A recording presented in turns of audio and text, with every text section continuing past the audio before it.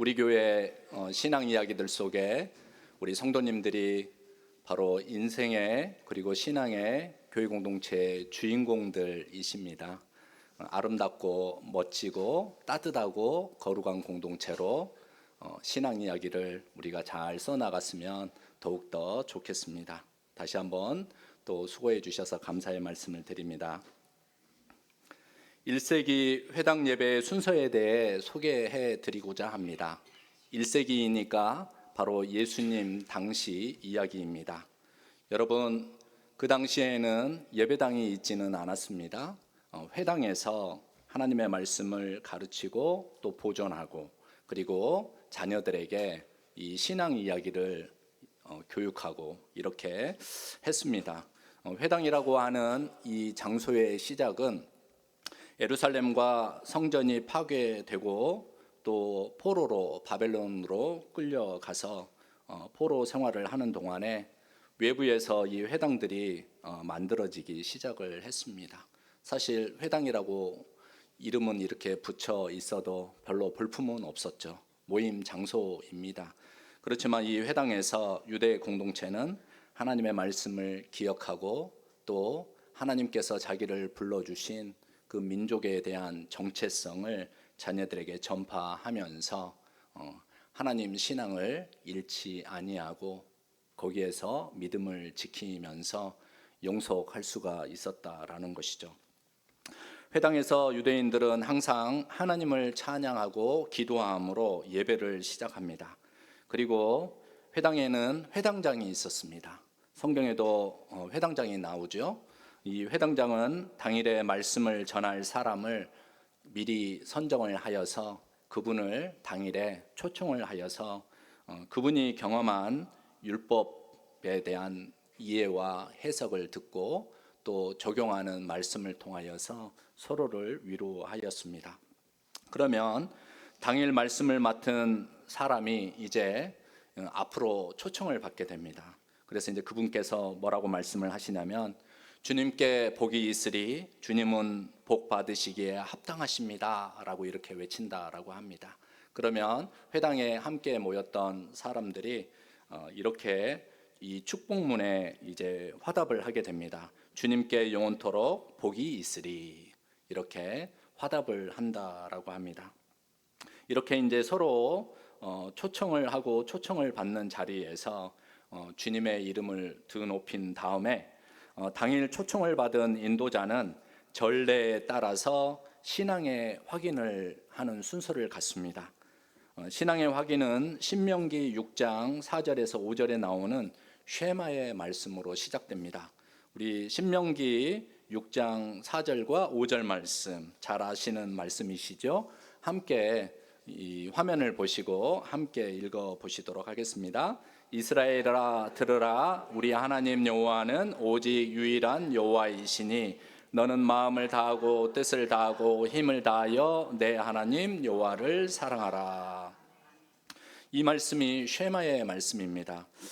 왜 쉐마의 말씀이라고 하냐면은 4절의 말씀을 보니까 이스라엘아 들으라 이 구절을 히브리어로 이야기하면 쉐마 이스라엘 이 4절 말씀을 히브리어로 쉐마 이스라엘 예후와 엘로헤누 에우와 에하드 이렇게 이제 히브리어로 이렇게 읽거든요.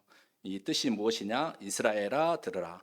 우리는 이스라엘아 들으라라고 하는데 성경 히브리어에서는 들으라 이스라엘 이렇게 이제 표현이 되어 있습니다. 그래서 맨 앞에 나와 있는 이 히브리어 단어를 따라서 쉐마의 말씀이다라고 이렇게 이야기를 합니다. 이 쉐마의 말씀은 유일하신 하나님을 마음을 다하고 뜻을 다하고 힘을 다하여 사랑하라라고 하는 근본적인 의무를 사람들 예배드리는 사람들 마음에 확인을 시켜줍니다. 하나님 앞에 마음을 다하고 뜻을 다하고 힘을 다하여 사랑하는 것이 바로 여러분들의 마땅한 의무가 되겠습니다. 아멘으로 화답하시기 바랍니다 라고 바로 예배 시작 전에 이렇게 신앙의 확인을 한다라고 합니다. 뿐만 아니라 이 확인뿐만 아니라 이 확신 위에 보상과 징벌의 교리. 우리 신명기 11장 말씀에 보면은 축복과 저주의 교리가 나오는데 이 교리에 대해서도 잠깐 교육을 하고 마지막으로 거룩하기에 힘써야 하는 우리 모든 사람들의 의무를 신명기 28장 말씀을 들어서 바로 이 예배 초반부에 강조를 한다라고 합니다. 그 다음에 이렇게 신앙의 확인을 거친 후에 어떤 순서가 있느냐라고 하면은 회당 예배의 다음 순서가 바로 기도입니다. 기도는 그냥 우리가 하고 싶은 기도를 하는 게 아니에요. 이때는 어떤 이제 정해져 있는 전례에 따라 정해져 있는 기도를 하게 되는데 이 기도문을 일컬어서 테필라라고 합니다.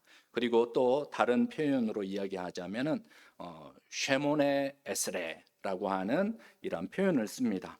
도대체 이 말이 무슨 말인가? 쉐모네 에스레라고 하는 이 말은 히브리어로 18번째라고 하는 그런 의미가 들어 있습니다. 쉐모네가 8이고 에스레 이 표현이 이제 그러니까 18이라는 이러한 의미가 담겨 있는데 이 기도문을 왜 쉐모네 에스레라고 하냐면은 이 기도문 가운데가 이제 영적인 축복과 물질적인 축복과 그리고 사회적인 축복이 들어가 있는 문구들이 기도문이 18개로 구성이 되어 있다라고 하여서 테필라 혹은 쉐몬의 에즈레라고 이렇게 표현을 한다라고 합니다. 그리고 여러분 이 기도문이 우리가 어색할 수 있지만 이 기도문이 한 곳에 모아진 것이 무엇이냐면은 바로 주기도문입니다. 주기도문이 그냥 만들어진 것이 아니라 이 쉐몬의 에스레라고 하는 유대교 기도문의 근간을 두고 주님께서 제자들에게 가르치신 기도문이 바로 주기도문이다라고 설명드릴 수 있겠습니다. 이 기도문을 보면은 하나님에 대한 여러 가지 표현들이 나오고 있습니다. 하나님은 아브라함의 방패이시며 죽은 자를 살려내시고 거룩하시고 지식을 주시는 분이시며 회개를 기뻐하시고 관대히 용서하시며 이스라엘을 구속하시고 그들의 병을 고치시고 해마다 복을 주시는 분으로 그리고 계속하여 흩어져 있는 주님의 백성 이스라엘을 모으시고 심판을 기뻐하시는 주님이시고 오만한 자를 낮추시고 의로운 자들에게 보장이 반석이 되어주시는 분이시고 예루살렘을 마침내 건설하시고 그들의 기도를 들으시는 분이시며 우리가 마땅히 경외함으로 섬겨야 할 분으로 감사를 드리고 또 찬양을 드리기에 합당한 분이시며 평화롭게 하시는 분이십니다 라고 하는 것이 바로 이 18개의 축복문 속에 들어가 있는 바로 그들이 부르는 하나님이 이렇게 표현이 되고 있는 것을 알 수가 있습니다. 이제 이 기도가 끝난 다음에 인도자는 율법을 낭독하고 또 이 율법에 따른 선지자들의 글을 가지고 와서 이 율법을 해석하는 시간을 갖습니다.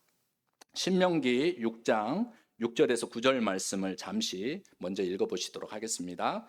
오늘 내가 내게 명하는 이 말씀을 너는 마음에 새기고 내 자녀에게 부지런히 가르치며 집에 앉았을 때에든지 길을 갈 때에든지 누워 있을 때에든지 일어날 때에든지 이 말씀을 강론할 것이며 너는 또 그것을 내 손목에 매어 기호를 삼으며 내 미간에 붙여 표로 삼고 또 내 집 문설주와 바깥문에 기록할지니라. 모든 유대인의 가장 중요한 신앙적인 의무는 율법을 연구하는 것이었습니다. 공부를 하는 것이었어요.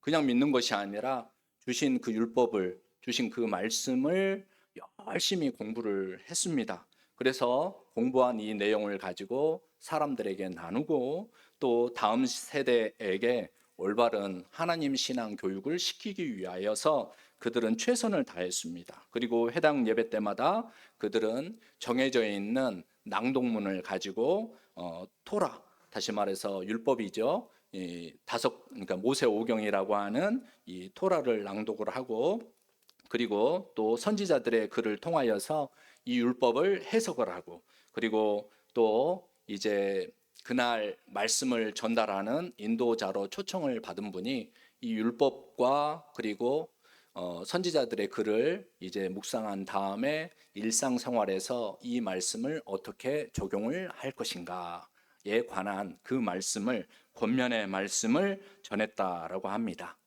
이 과정을 마치고 나서 마지막에 민수기 6장 24절에서 26절 말씀 아시죠? 제사장적 기도문이 소개가 되고 있는 본문의 말씀인데, 이 말씀을 통하여서 서로에게 강복 선언, 그러니까 서로를 축복하는, 하나님이 축복해 주실 것입니다 라고 하는 강복 선언으로 서로를 축복하면서 그날에 바로 회당 예배를 마쳤다라고 합니다. 여러분, 이 회당 예배의 이런 예식들이 우리가 드리고 있는 예배 형식 속에 굉장히 많이 적용이 되고 들어와 있는 것을 아시겠죠? 오늘 누가복음 본문에 나오는 예수님도 어린 시절을 보내며 성장하였던 나사렛에서 그날의 회당 말씀 인도자로 초청을 받으셨습니다. 우리는 이미 예수님에 관한 소문이 사방에 퍼져 여러 동네 회당에서 말씀을 가르치시고 사람의 칭송과 칭찬을 받았다는 것을 본문 15절과 16절의 말씀을 통해서 알 수가 있습니다.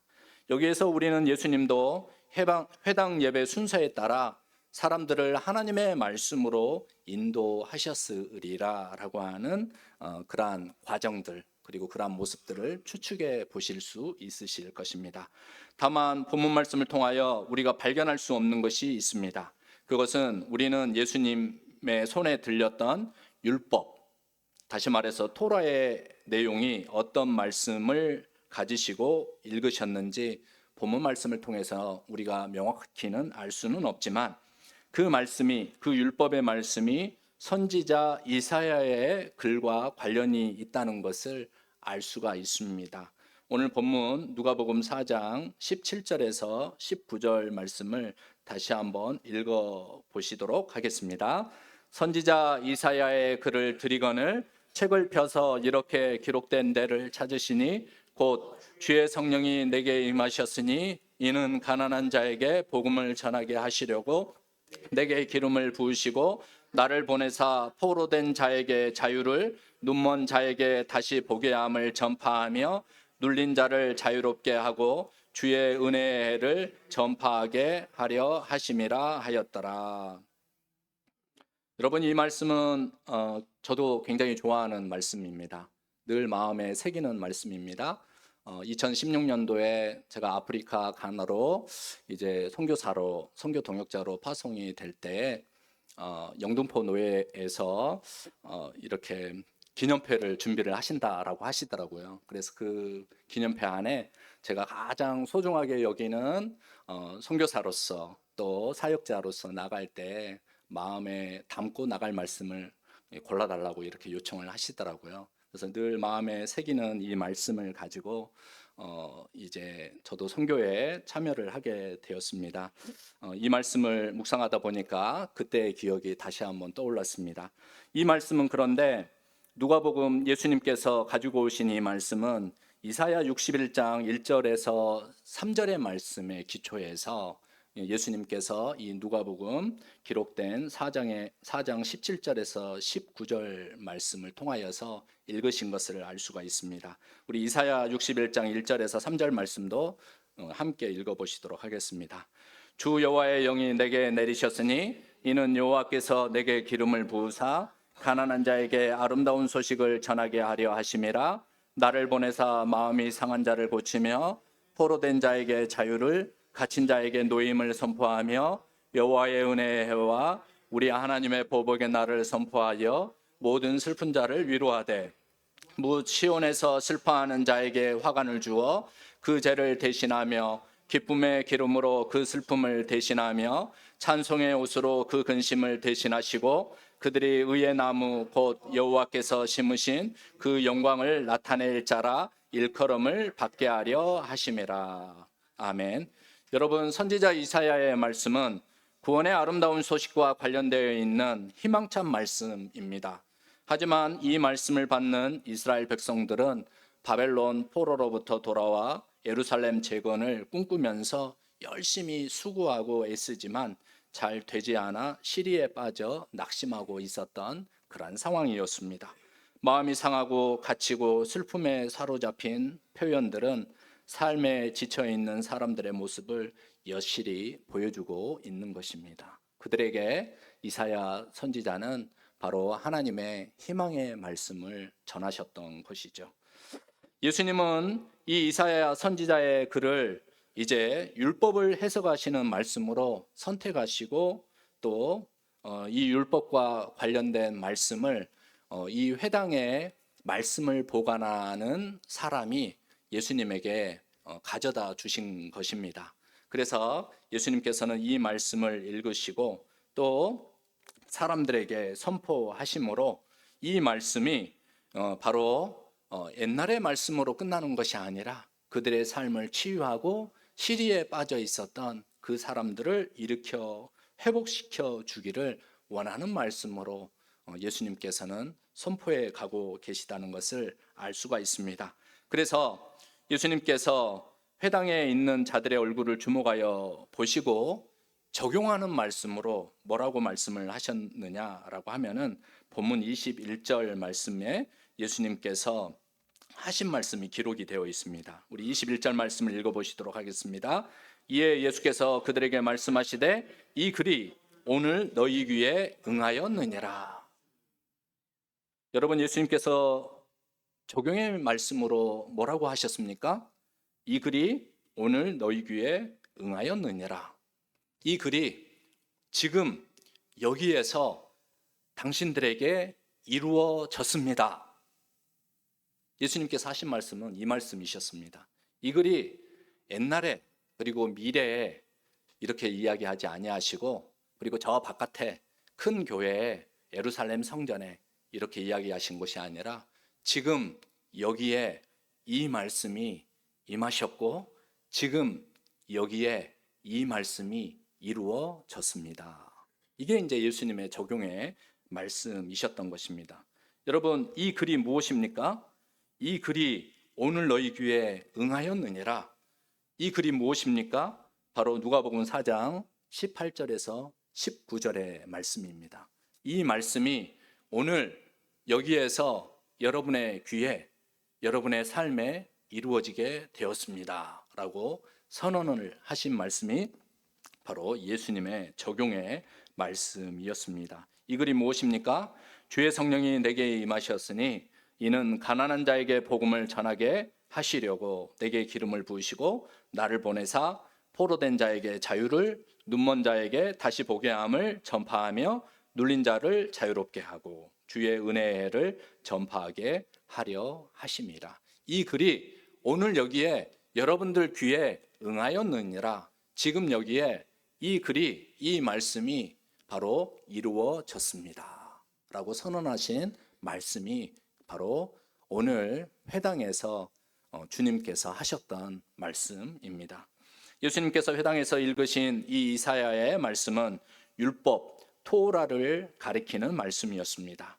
그래서 이 이사야의 말씀을 비추어 보건대 예수님께서 읽으신 말씀은 율법의 말씀은 바로 안식일과 안식년에 기초한 희년 정신을 담고 있다라고 하겠습니다. 바로 이사야 61장의 말씀, 누가복음 4장의 말씀은 바로 율법에 나와 있는 희년과 관련된 말씀이었다는 것을 바로 모든 사람들은 그리고 그 말씀을 선언하신 예수님께서는 알고 계셨습니다. 여러분, 안식일은 7일째 되는 날이 안식일입니다. 안식년은 언제입니까? 7년째 되는 날이 7년 해 되는 날이 바로 안식년입니다. 그러면 희년은 안식년을 7번 지나고 난 다음 해를 희년이라고 합니다. 다시 말해서 안식년이 7년마다 한 번씩 돌아오니까 이 안식년을 7번 지나고 나니까 49년이 지나겠죠. 49년의 그 다음 해가 바로 50년입니다. 다시 말해서 이 희년이라고 하는 것은 50년마다 선포된 하나님이 정하신 바로 은혜의 해, 자유의 해, 해방의 해를 일컬어서 성경에서는 희년이다라고 이야기를 합니다. 그래서 예수님께서 회당에서 말씀 인도자로서 읽으셨던 이 말씀이 바로 희년과 관련된 본문이라고 우리가 이해할 때 우리는 레위기 25장의 말씀을 찾아가 읽어보므로 희년 정신이 무엇인지 알아야지만 오늘 예수님께서 회당에서 무슨 말씀을 하시는지 우리가 알 수가 있는 것입니다. 레위기 25장 10절 말씀을 우리가 함께 읽어보시도록 하겠습니다.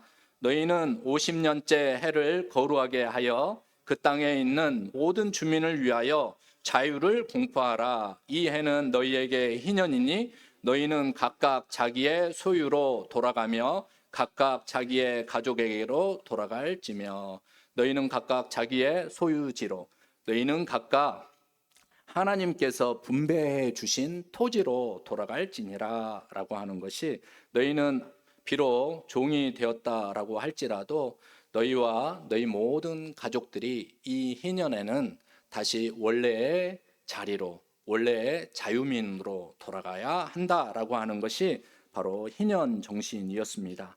그리고 또 이 희년을 일컬어서 요벨 그 다음에 데로루라고 이렇게 히브리어 단어를 사용을 하는데 이 희년에는 그냥 사람만 자유롭게 되면 어떻게 될까요?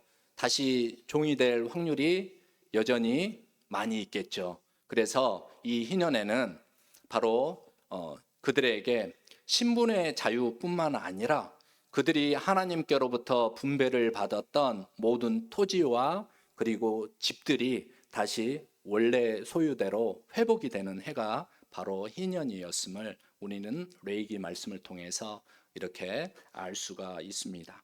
그러므로 이 희년 정신에는 이스라엘 모든 백성은 바로 사람의 종이 될 수 없다. 한시적으로 그리고 또 여러 가지 열악한 상황 가운데에서 한시적으로 사람의 종은 물론 될 수 있지만 결코 사람의 종일 수가 없다. 바로 이스라엘 백성들, 하나님의 자녀들은 하나님의 종이지 사람의 종이 아니다라고 하는 정신이 이 희년 속에 들어가 있었습니다. 그리고 땅은 모두 하나님의 소유다. 이렇게 희년 정신에는 이스라엘 백성들에게 하나님께서 그 정신을 가르쳐 그리고 마음에 새기게 했습니다. 사람의 소유가 영원히 될 수가 없다. 이러한 정신이 들어가 있는 것을 알 수가 있습니다. 그래서 조금 전에 말씀드린 것처럼 희년에는 땅과 집과 모든 종이 모든 얽매임으로부터 다 풀려나서 원래 하나님께서 주신 원래의 자리로 되돌아가서 하나님이 주신 원래의 모습과 바로 하나님께서 만들어 놓으신 하나님의 원래 아름다운 그 위상으로 회복이 되는 것이 바로 이스라엘 공동체, 하나님의 백성 공동체 위에 계시는 하나님의 뜻이다라고 하는 것이 바로 이 희년 사상에 담아 놓으신 하나님의 말씀이었습니다. 여러분, 이 희년이라고 하는 이 단어를 들어본 적이 있으시죠? 성경에서도 읽으셨으니까 이 희년 사상을 여러분들께서는 어떻게 들으셨습니까? 또 듣고 계셨습니까? 특별히 우리 한국교회에 1995년도에 이 희년 사상이 굉장히 많이 회자되었습니다. 1945년 일제 치하로부터 해방되었던 해부터 50년 되던 해가 바로 1995년도인데요. 한국 신학교와 교회 안에 이 희년 정신에 대한 신앙 교육이 굉장히 잘 이루어졌습니다. 저는 군 제대를 하고 나서 이제 1995년, 96년도에 다시 이제 장신대 3학년에 복학을 하게 되었는데 여기에서 교수님들과 또 여러 목회자들과 또 여러 강의와 세미나를 통하여서 이 희년 정신에 대해 들어있는 이 하나님의 엄청난 말씀을 들으면서 정말 놀라지 않을 수가 없었어요. 우리 신앙이 우리가 믿고 의지하고 따르려고 하는 하나님의 신앙이 하나님의 뜻을 이루어가려고 하는 우리 성도들이 그냥 성도들이 아니구나. 굉장히 대단한 하나님 정신, 하나님 부름 가운데 있는 존재들이구나 라는 것을 그때 굉장히 마음에 새기는 아주 중요한 시간들을 보냈습니다. 동시에 어떤 마음이 들었냐면은 현실은 그렇지 않잖아요. 교회의 현실도 그렇지 않고 그래서 큰 실망감도 느꼈던 그러한 시간들을 보냈던 기억이 납니다. 사실 이 희년 사상이라고 하는 것이 성경 말씀을 읽어보시면 아시겠지만 너무 이상적인 말씀이지 않습니까? 우리는 이러한 이상적인 사회를 뭐라고 합니까? 유토피아라고 하잖아요. 현실에서는 사실 꿈 같은 이야기인 거죠. 그런데 성경에 이런 유토피아와 같은 사람들이 상상할 수 없는 그러한 세계를 다른 사람이 아닌 하나님께서 이스라엘 백성들에게 이야기하고 계시는 그 성경의 그러한 내용들을 보면서 큰 충격을 받았다라는 것입니다. 토마스 모어라고 하는 영국 사상가가 있습니다. 이 사람이 이 유토피아라고 하는 단어를 처음으로 만들어서 사용을 했다라고 합니다. 헬라어로 앞에 유라고 하잖아요. 근데 헬라어에는 우라고 표현을 합니다. 영어로 말하면 no이죠. 독일어로 말하면 nein. 다시 말해서 이 말이 뭐냐면은 없다라는 그런 의미입니다. 근데 없다라는 거예요. 토포스는 뭐냐면 토피아는 뭐냐면은 그 단어가 토포스라고 하는 헬라어에서 가지고 온 단어인데 토포스는 장소라고 하는 의미가 들어가 있어요. 그러니까 토포스, 유토피아라고 하는 이 단어의 뜻이 무엇이냐면은 그런 장소는 없다라고 하는 거예요. 이게 유토피아예요. 하지만 하나님을 믿고 따랐던 이스라엘 백성들은 보시기 바랍니다. 사람들은 사상가들은 유토피아 그런 장소는 없다라고 이야기하잖아요. 근데 성경에서는 하나님께서 이스라엘 백성들에게 이 희년 정신을 말씀하시면서 그리고 이 이스라엘 백성들은 이 희년 정신을 가르치면서 공동체 안에서 마음에 담고 또 공동체의 가르침을 통하여서 다음 세대에 오늘 쉐마의 말씀처럼 손목에 이마에 그 말씀들을 늘 간직하면서 문설주에 붙여놓고 그 말씀을 계속해서 외우게 함으로 인하여서 그 말씀을 지향하고 그 말씀을 비전을 가지고 따라 살아라고 제자들에게 그리고 자녀들에게 그리고 그의 가족들에게 영속적으로 가르치셨다라는 게 아니겠습니까? 이스라엘 백성들은 하나님께 특별히 어떤 목적을 위해서 부르심을 받았던 이 이스라엘 백성들은 그것을 날마다 외우고 그리고 그 말씀을 계속해서 묵상하고 회당에서 서로 가르치시면서 또 자녀들에게 교육시키면서 자기 자신들은 하나님의 종이다. 자기 자신들은 결코 사람의 종이 아니다. 하나님의 종이다. 자기 자신들은 하나님의 백성이다. 하나님의 부르심 가운데 하나님께서 보여주신 그 방향을 쫓아서 살아가도록 부름을 받은 존재들이다 라고 하는 정체성을 키워갔던 것이죠. 비록 이 희년 정신이 완전히 반영된 이스라엘은 우리가 성경에서 찾아볼 수 없습니다. 그렇지만 우리는 그 흔적을 구약 성경 안에서 몇 곳을 들여다보면서 살펴볼 수가 있겠습니다. 예를 들자면 남유다 마지막 임금인 시드기야 왕은 예루살렘에서 노예들을 해방시켰다라고 합니다. 하지만 사람들의 반발로 얼마 못 가서 실패하고 말고 그리고 유다는 이제 바벨론으로부터 이제 점령을 당하여서 이제 흩어지게 되고 말았다라는 것입니다. 이러한 노력들이 있었습니다. 하지만 백성들은 하나님의 말씀을 늘 외우고 기억하고 했지만 이 말씀이 무엇을 이야기하는지 자기의 삶들에 적용하지 않았던 것입니다. 희년 말씀을 받들기를 사실 원치 않았다라는 것이죠. 그리고 폐허가 된 이스라엘 백성을 재건하기 위하여 돌아온 느헤미야와 이스라엘 백성들 이야기 속에서 희년 정신을 우리는 찾아볼 수 있습니다. 느헤미야 이야기 속에서 극도의 흉년으로 인하여 먹을 것이 없고 집과 땅을 팔고 자녀들이 남들의 종으로 팔려가고 있는 이 상황들 가운데에서 느헤미야는 귀족과 만장을 꾸짖고 그들로 하여금 취한 것을 돌려보내라 라고 이렇게 명령했다라고 합니다. 그때 사람들은 포로로 끌려가서 다시 되돌아온 감격이 있었잖아요. 그리고 에스라를 통하여서 사람들이 모여서 하나님의 말씀을 듣기를 원했습니다. 듣고 난 다음에 바로 느헤미야의 이러한 명령을 받게 되었을 때 바로 그 당시에 귀족들과 만장들은 회개하고 그들에게 이제 종으로 끌려왔던 이스라엘 형제 자매들 친백성들을 다시 되돌려 보냈다라고 하는 기록이 느헤미야에 나와 있는 것을 우리는 알 수가 있습니다. 성도 여러분, 우리는 오늘 본문을 통하여 광야에서 마귀와 대립하고 이긴 후에 성령의 충만함으로 돌아오신 예수님, 우리가 14절 말씀부터 읽었는데 그 앞부분에는 예수님께서 광야에서 마귀와 싸움을 하고 난 다음에 승리를 하시고 되돌아오셨던 기록을 볼 수가 있습니다. 그리고 나서 예수님께서는 어린 시절을 보냈던 나사렛 회당에서 공생의 사역을 시작하시면서 선포하신 말씀이 바로 누가복음 4장 이 말씀인 것입니다. 우리가 오늘 이 말씀 앞에 우리도 서 있는 것이죠. 이 말씀은 하나님께서 메시아로 부르신 예수님께서 하나님 나라의 공적 삶을 어떠한 기준을 가지고 살아낼 것인가를 보여주신 말씀입니다.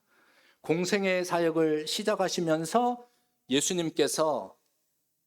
하나님께서 예수님에게 주신 바로 순서에 따른 독서 목록이 있을 거 아니에요? 그런데 하나님께서 공생의 사역을 시작하신 예수님에게 주신 말씀이 바로 이 말씀이었다라는 것입니다. 그래서 하나님께서는 예수님을 통하여 예수님께서 예수님의 공생의 사역, 하나님 나라 부름의 사역에 이러한 자세로 서기를 원하셨던 것을 알 수가 있고, 또 예수님께서 이 말씀이 여러분의 기회가 아니라 나의 기회도 임하여 응하게 되었습니다. 내가 응답합니다 라고 선언하신 말씀이 바로 이 말씀인 것입니다. 한마디로 예수님의 메시아 취임 일성이라고 하겠습니다. 고위 공직자가 처음에 취임을 하시면 취임 일성이라고 하잖아요. 한 말씀 하셔서 제가 이 방향을 중요하게 생각하겠습니다. 얼마 전에 미국의 이제 대통령이 되었던 트럼프 대통령도 취임 일성을 하잖아요. 그래서 사인도 하시고 일종의 이러한 의식을 바로 예수님께서도 이 의식의 자리에서 예수님께서 붙드셨던 말씀이 무엇이냐? 바로 이 희년 사상이었다라는 것입니다. 예수님의 공생의 사역의 중심을 여러분 여러 가지 이야기들을 통해서 우리는 알 수 있습니다. 병자와 장애인을 고치시는 이야기, 당시 소외된 사람들을 소중하게 생각하며 그들과 함께 살아내셨던 이야기, 귀신을 쫓아내신 이야기는 다시 말해서 안식년과 희년이 선포하는 치유와 회복을 목표로 이루어진 하나님 나라의 복음 이야기이다라는 것을 우리는 성경 말씀을 통해서 확인을 할 수 있습니다. 이 말은 예수님의 공생애가 선교 사역입니다. 예수님의 공생애가 바로 사람들에게 하나님 나라를 선포하는 선교 사역일진데, 예수님의 선교 사역은 주의 은혜를 선포하신 희년 사역이 바로 예수님의 선교 사역의 핵심이었다라는 것을 이 말씀은 우리에게 알려주고 계시다라는 것입니다. 여러분, 하지만 오늘 본문 다음에 나오는 나사렛 사람들의 반응을 여러분 잠깐 말씀드리고자 합니다. 그들은 예수님이 유명해지니까 그 소문을 듣고 회당으로 자기 고향이니까 고향에 인사를 초청을 했던 것이죠. 하지만 예수님께서 이 이사야의 글이 오늘 당신들이 듣는 가운데 여기에서 이루어졌다고 하니까 이렇게도 말 잘하는 사람은 우리가 잘 아는 요셉의 아들이 아닌가 하고 수군댔습니다. 예수님을 자신이 알던 과거의 시각으로 만나려고 했던 그들은 예수님이 자신들의 마음을 찌르자 어떻게 했습니까? 그들은 화를 내고 산 벼랑까지 끌고 가서 예수님을 밀어 떨어뜨리려고 했습니다. 예수님을 죽이려고 했던 것입니다. 그들은 자신의 운명과 삶을 바꾸려는 말씀이나 사건을 받아들일 준비가 되어 있지 않은 채 예수님을 외면하고 말았던 것이죠. 여러분, 우리는 하나님의 말씀이 이루어졌다고 선포한 예수님의 고향 사람들처럼 대접하는 우를 범해서는 안 될 것입니다. 예수님의 공생의 사역의 핵심 내용인 희년 정신을 잘 받들어서 이것을 하나님의 가치로, 여러분의 인생을 묶는 가치로 삼아야지 내팽개친다, 그러고서 예수님을 잘 믿고 있다라고 해서는 안 된다라는 것입니다. 우리 교회도 이 희년 사역을 지향하는 선교적 교회가 되도록, 치유하고 회복하는 교회가 되도록 우리의 비전으로 삼고 힘써야 할 것입니다.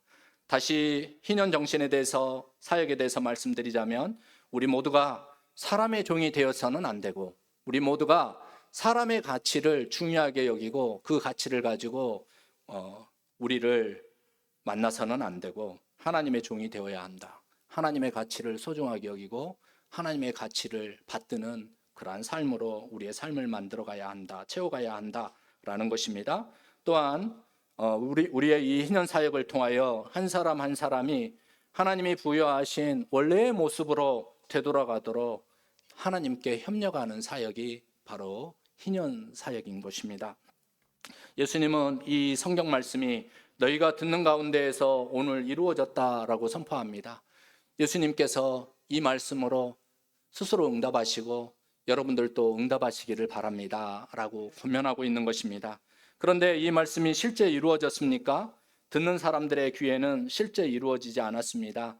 이 말씀을 듣는 사람들은 로마의 압제 아래에서 실망과 좌절의 삶을 살고 있었던 터라 이 말씀이 그들에게 당장 일어나지 않는 것처럼 여겨졌습니다.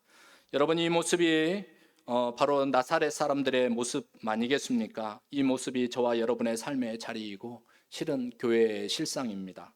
하지만 예수님께서 현재 벌어지고 있는 인생살이의 구체적인 문제를 당장에 해결해 주시는 분으로 만나지 못하시더라도 실망하지 마시고 좌절하지 마십시오. 우리의 현 주소가 낙심과 좌절 그리고 슬픔과 절망일지라도 느헤미야는 이야기합니다. 여호와로 인하여 기뻐하는 것이 너희의 힘이다. 이것을 보여주신 하나님을 인하여 기뻐하는 것이 바로 여러분들이 여러분의 삶의 자리에서 여러분의 삶을 세우고 앞으로 나가야 하는 그러한 부르심을 받았는데 그 부르심을 지탱해주는 힘이 됩니다. 이렇게 말씀하고 있는 것입니다. 예수님께서 우리에게 보여주신 놀라운 이 희년 사역을 읽고 묵상하시면서 그것을 기뻐하고 여러분 기대하시기 바랍니다. 그러할 때 하나님은 성령의 충만함 가운데 여러분의 인생과 교회의 모임을 기쁨과 능력으로 충만하게 하실 줄로 믿습니다. 이 한 주간 설 명절입니다. 부모, 형제, 자매와 자녀들과도 친밀한 만남을 보내시면서 기쁨이 충만하시고 동시에 예수님의 선교 정신인 이 희년 사역들을 복음서 말씀을 통하여서 읽고 묵상하시면서 하나님께서 여러분에게 베푸신 은혜와 사랑을 기대하시고 기뻐하시고 또 사랑하시는 또 마음에 깊이 간직하시는 귀한 은혜의 한 주 되시기를 주님의 이름으로 축복합니다. 다 함께 기도하시겠습니다. 하나님 아버지, 오늘 우리 교회와 성도님들도 예수님의 공생의 출발점에 함께 섰나이다. 예수님을 믿고 따르기로 하여 지금 여기에 있사오니 예수님의 마음과 눈으로 하나님의 부르심에 응답하도록 저희의 마음과 눈을 열어 주옵소서. 주님의 일에 참여하는 것을 영광으로 여기게 하시고 주님을 기뻐하는 것이 우리의 힘이라고 다시 말씀해 주셨사오니 만물을 회복시키시는 하나님의 선교에 동참하도록 다시 기쁨과 능력을 충만하게 하여 주옵소서. 예수님의 이름으로 기도합니다. 아멘. 다 함께 찬송가 518장으로